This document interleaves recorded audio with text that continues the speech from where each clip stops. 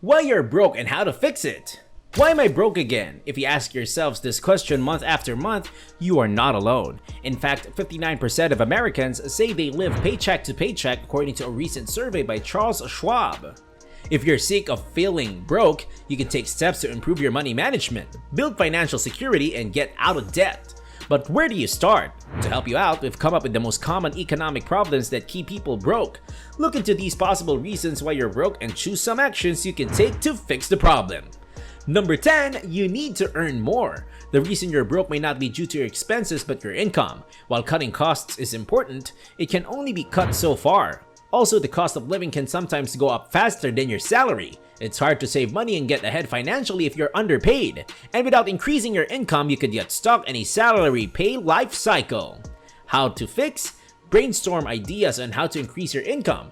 Hourly employees can inquire about working overtime or covering additional shifts. You can also look for side jobs or second jobs as a way to earn money outside of your regular employer. Another option is to work for a raise. Let your manager know you want a raise or promotion and ask what it would take for him to get it. Applying for a new job that pays more is another effective method to substantially increase your income quickly. Number 9, you're not earning passive income. There are limits to how much you can cut expenses, but there's also a limit of how much you can actually work and earn through that work. This is where passive income can come in, as it is money you make without having to actively work. It's almost the opposite of a recurring expense. You build up extra money month after month instead of spending it. How to fix? Investigate new sources of passive income. Common ways to earn passive income include interest on high-yield savings account or income from investments such as stocks. Another option is to monetize your assets, such as selling ad space on your vehicle or renting an extra room. You can also sell a product as an ebook or online course. Digital products are something you make once and people can buy without any more work on your part. Number 8, you have no emergency savings. From replacing a flat tire to covering an urgent doctor visit, life is filled with unexpected costs. But without an emergency fund, you may be forced to empty your bank account to pay for unavoidable expenses. If you run into an emergency, you may even need to borrow money to pay it off, often including the added cost of interest and loan fees. How to fix? Have an emergency fund saved up to cover these costs without stressing or borrowing money. Even a small mattress can help you recover from these minor setbacks faster and keep you from going broke. Say for example, you avoid spending more money once your bank account balance is $200 or less. You could raise that minimum to $500 instead to give yourself more wiggle room. Or set up a small automatic savings transfers to slowly build up a reserve in your savings account. Keep going until you've fully funded emergency savings that could cover even major setbacks like job loss. Number 7, you're living beyond your means. The main reason you might end up broke is simply mathematical. You're spending everything you earn or even more. Lots of less than ideal money moves could put you in this position. Maybe you're buying unnecessary things or spending too much to keep up with your friends for fear of missing out. Or maybe you often make impulse buys instead of planning and saving for them. How to fix? Take a step back to get an overview of your cash flow, the money going in and out every month. Calculate the exact amount you receive with each paycheck after tax. Review your spending to see if you're overspending and find out where you can cut back.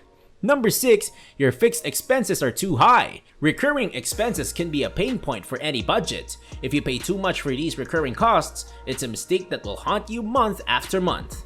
This includes basic living expenses like rent, car payments, or even your phone bill. Other fixed expenses are more optional, such as entertainment memberships or gym memberships. How to fix? Review your bank statements to identify recurring expenses and think about ways to reduce your bills. There may be membership or subscription services that you do not use or would not miss and may cancel. Call your phone or cable company and ask about discounts. Compare the cheapest car insurance prices. Number 5, your money is a mess. Disorganized finances are another common problem and can come at a steep price. If you lose control of your bank account balances, you can easily end up incurring overdrafts or bad check fees. Mixing up invoice due dates can lead to late charges or late payments. You may even end up paying monthly fees for checking accounts you forgot or don't need to use. How to fix? Get your financial house in order. Work your way through all of your accounts and invoices to make them easier to track and manage.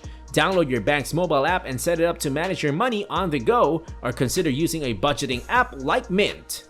For bills and debts, for example, you can set up automatic payments so you no longer have to keep track of due dates. Set up low balance alerts on your checking account so you know when your balance is running low. Number 4, you miss out on easy deals. If you're not looking for deals or taking advantage of retailer sales and promotions, you're probably paying too much. Even if you shop during sales or clip coupons, you may still miss out on the best deals, autosave offers, or discount offers. Luckily, there's an app for that. How to fix? Download mobile apps to save money. There are many digital tools that can help you manage your money more effectively and with less time and effort on your part, including Ibarra, Rakuten, and similar shopping apps can help you find coupon codes and deals that discount your purchases while offering cashback rewards. Apps like Digit and Acorns find extra money in your budget and save or invest it without you ever noticing it's gone. Number 3, you run up credit card balances. It's all too easy to carry a balance on credit cards that leaves you wondering how to pay off debts of this nature. However, if you start carrying a balance from month to month, it can cost you. Credit cards are expensive due to the high interest rates, which are often higher than those charged on other loans or credit products. How to fix? Reduce credit card balances and interest rates. Lowering your credit card balances will also reduce your interest costs by front-loading this debt. Consider the debt snowball method to save more. Pay the minimums on all your cards and send additional payments to the account with the highest APR.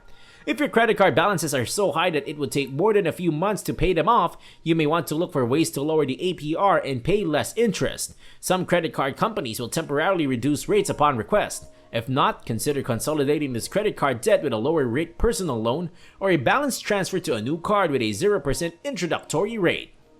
Number 1. You have poor credit. The main disadvantage of having bad credit is that you are less likely to be approved for a new credit. And if you do, lenders are likely to charge you more for borrowing from them. With higher interest rates, your debt will cost more and you will have higher monthly payments. But the side effects of bad credit don't stop there. You're also more likely to be charged security deposits for utilities, and a bad credit history can hurt your chances of landing a job offer, as many employers include credit checks in their hiring process. How to fix? Focus on building your credit. Most importantly, make payments on time each month, as your payment history is the biggest determining factor in your credit score. Next, keep balances on revolving accounts like credit cards or lines of credit low to maintain a good credit utilization ratio. It helps to have a decent credit mix and keep older accounts open for a longer credit history. With that being said, it's time to end today's video. Press the like button and subscribe to our channel for more interesting stuff.